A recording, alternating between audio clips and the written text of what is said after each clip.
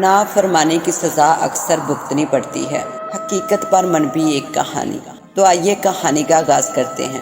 اسلم خان، کریم نواز، سلطان محمود اور لالا درویش چاروں بہت گہرے دوست تھے۔ چاروں مالی طور پر بہت آسودہ اور نازوں میں پلے بڑے تھے۔ اسلم خان ایک چودھری کا بیٹا تھا جو کہ رحم دلی اور کسی کی مدد پر بالکل یقین نہیں رکھتا تھا۔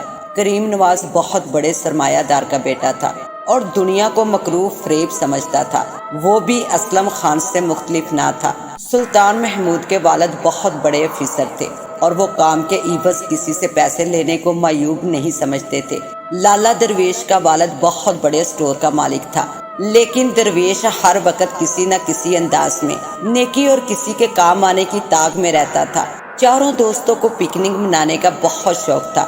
انتہائی لاڈلے ہونے کی وجہ سے ان کے والدین ان کی ضد کے آگے مجبور تھے۔ وہ اکثر کسی نہ کسی صحت افزا مقام کی طرف نکل جاتے تھے اور کئی دفعہ تو 2 دن تک گھر واپس ہی نہیں آتے تھے۔ چاروں کی رہائش نواحی علاقوں کی تھی۔ آج نومبر کی چمکدار صبح تھی۔ انہوں نے 170 کلومیٹر دور علاقے میں پکنک منانے کا فیصلہ کیا، جو دشوار گزار علاقہ تھا اور اس بیابان علاقہ میں دن کو بھی لوگ جانے سے اکثر کتراتے تھے۔ اسلم خان کی کار پکنک کے لیے استعمال ہوتی تھی۔ انہوں نے مناسب سامان کار کی ڈگی میں ڈالا اور ٹینکی فل کرا کے اپنے سفر پر روانہ ہو گئے۔ شہر سے باہر نکلتے ہی ٹوٹے پھوٹے روڈ شروع ہو گئے۔ مطلوبہ جگہ کے لیے ان کا سفر جاری تھا۔ راستے میں انہوں نے دوپہر کا کھانا کھایا، چائے پی اور سفر پر روانہ ہو گئے۔ روانگی سے قبل ایک اپاہج عورت غربت کی تصویر بنی ان کے سامنے آ کھڑی ہوئی۔ اس کے ساتھ ایک معصوم سی بچی بھی تھی۔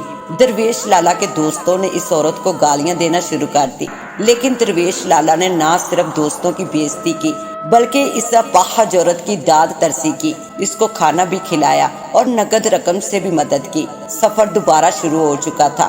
عصر کا وقت تھا۔ سفر آدھے سے زیادہ کٹ چکا تھا۔ اگر رستہ ہموار ہوتا تو کب کے وہ قدیم گاؤں روپ نگر پہنچ گئے ہوتے۔ اب بادلوں نے سورج کو اپنی لپیٹ میں لینا شروع کر دیا تھا۔ اونچے نیچے راستوں نے کار کا انجر پنجر ہلا کے رکھ دیا تھا۔ غالباً گاؤں سے 20 کلومیٹر کا فاصلہ باقی تھا کہ رات کے 9 بج چکے تھے۔ اب ہلکی ہلکی بارش اور بادلوں کی گن گرج بآسانی سنائی دے رہی تھی۔ جلدی تیز بارش شروع ہو گئی۔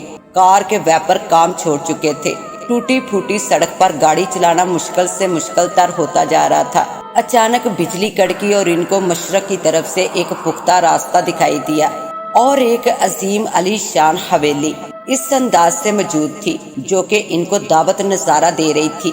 انہوں نے کار کا رخ اس حویلی کی طرف موڑا ہی تھا کہ کار کا انجن بند ہو گیا۔ چاروں نے ضروری سامان کے بیگز لیے اور کار کو لاک کر کے پیدل سفر شروع کر دیا۔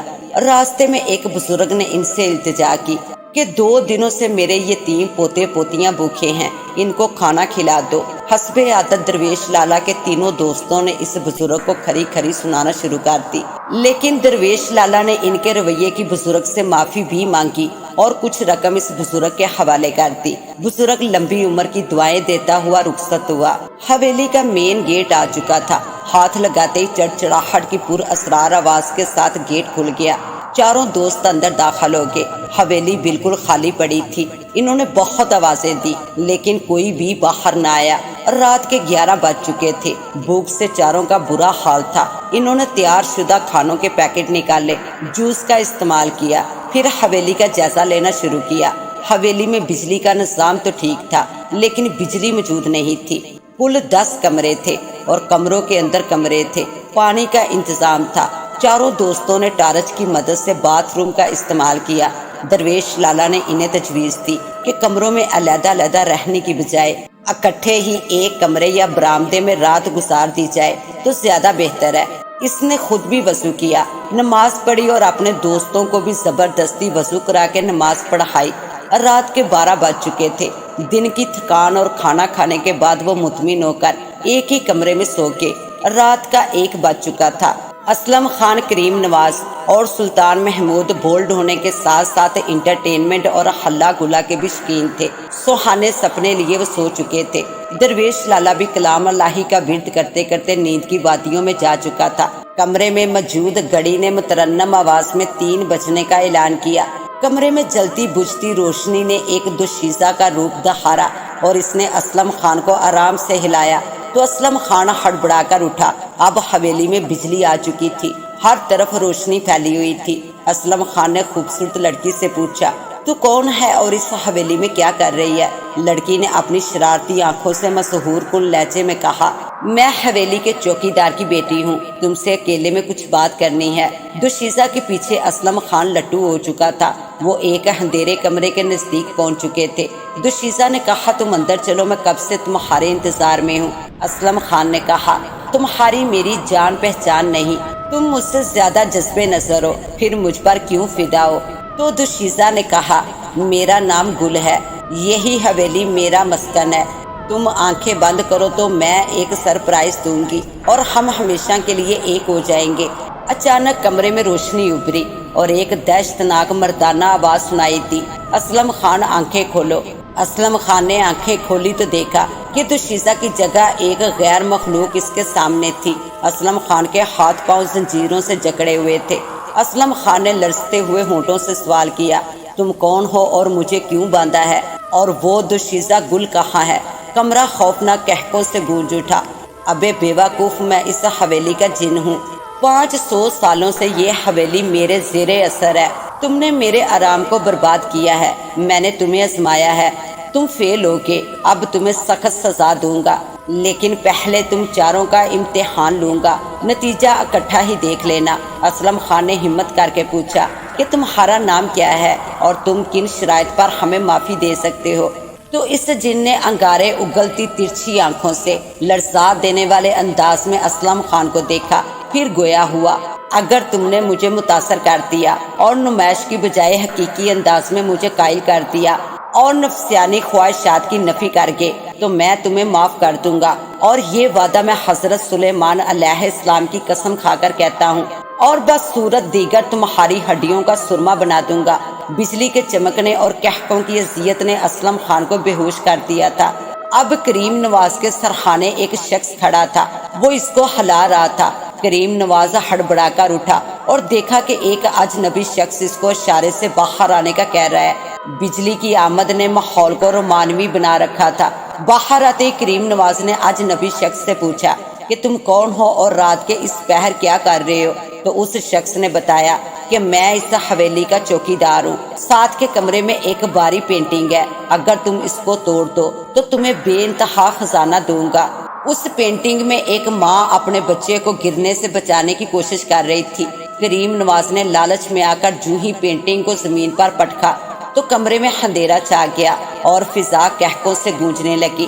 دوبارہ روشنی ہوئی تو کریم نواز بھی اسلم خان کے ساتھ والی کرسی پر زنجیروں سے جکڑا پڑا تھا۔ سامنے ڈرونی شکل کا جن خوفناک جسم کے ساتھ بیٹھا ہوا تھا۔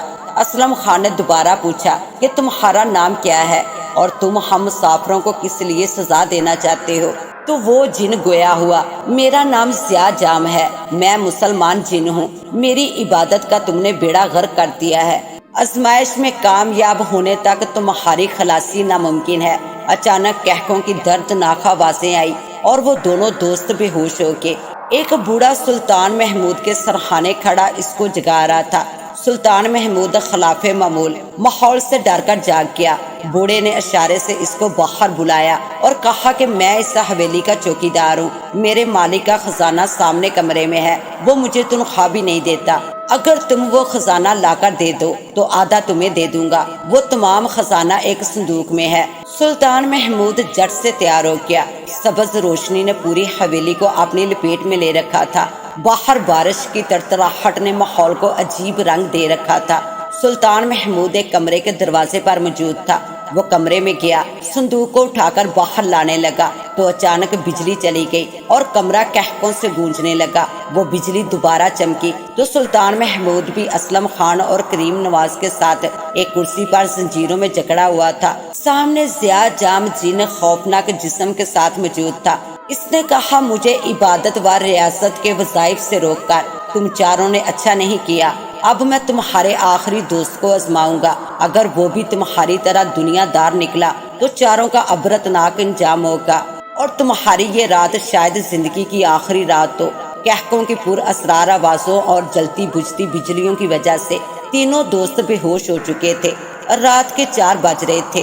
درویش لالا تہجد گزار تھا، لیکن آج تھکاوٹ کی وجہ سے وہ سو رہا تھا۔